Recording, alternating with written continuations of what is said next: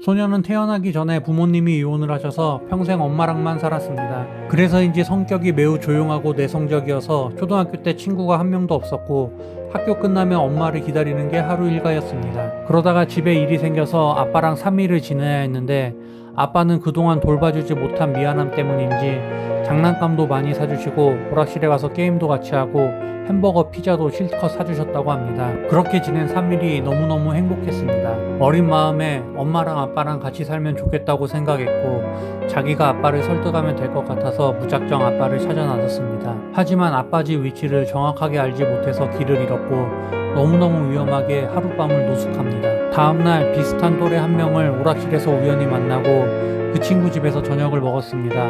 그러다 문득 그 친구 가족은 너무 화목한 것 같은데 본인은 지금 아빠가 어디 있는지도 모르는 처지가 너무 처량해서 펑펑 울었습니다. 친구 엄마는 자초지종을 듣고 경찰서에 전화를 해서 소년을 경찰서로 보냈고 소년의 엄마가 20분 만에 오셨습니다. 그날 저녁 한 번도 맞아본 적 없던 소년은 남부럽지 않게 회초리를 맞았습니다. 그리고 잠을 자는데 보이지 않았지만 엄마의 우는 소리가 들렸다고 하네요. 그날 이후로 엄마는 동네 할머니에게 용돈을 드리고 소년을 봐달라고 부탁했습니다. 처음에는 엄마가 퇴근하실 때까지 돌봐주시다가 점점 빨리 집에 돌려보내시더니 어느 날부턴가 엄마가 출근하자마자 소년을 집으로 돌려보냈다고 합니다. 급기야 할머니는 소년이 나가지 못하게 밖에서 문을 잠궈버립니다.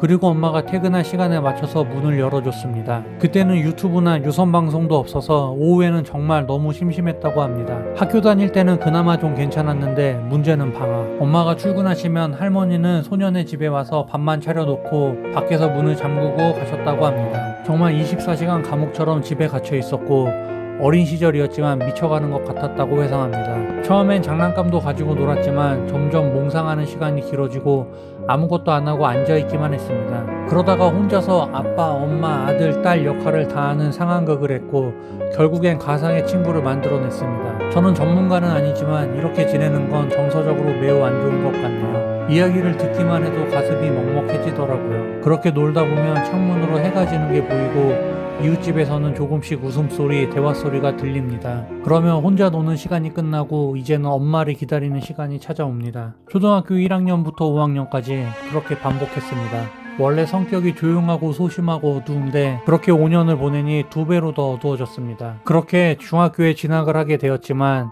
초등학교 시절에 친구를 사귄 경험이 없어서 중학교에서도 혼자였습니다. 친구가 없으니 학교 생활은 더욱 흥미가 없었고 점점 학교 출석을 안 하게 되었습니다. 출석 일수가 부족해서 실업계 고등학교로 진학하게 됩니다. 고등학교에 가면서 소녀는 완전히 혼자 생활하게 됩니다. 엄마가 회사 일 때문에 한 달에 한 번만 집에 오시게 되었던 것이죠. 그러다 보니 점점 학교도 빠지게 되고 심지어 자해도 하게 됩니다. 점점 더 어두워져 가는 소녀. 그렇게 군대에 가게 되었고 군대에서도 관심병사로 지키게 됩니다. 관심병사란 문제를 일으킬 만한 사병을 말하는데 자살이나 탈영 등 사고를 칠 것 같은 조짐이 보이는 병사들을 특별히 감시하기 위해서 만든 일종의 블랙리스트입니다. 저녁 후 피자집 알바를 시작합니다. 그때도 어둡고 소심한 성격이었는데 한 여자애가 먼저 다가와주고 웃어주었습니다. 그러다가 같이 밥을 먹게 됐는데 밥을 먹으면서 자신이 어떻게 살았는지 이야기해 주었습니다. 그날 이후 둘은 더욱 친해졌고 소년의 문자 고백으로 사귀게 됩니다. 여자친구가 동생이었지만 소년을 탈선에서 벗어나게 해주려고 많이 도와주었고 그럴수록 소년은 심적으로 더욱 의지하게 되었습니다.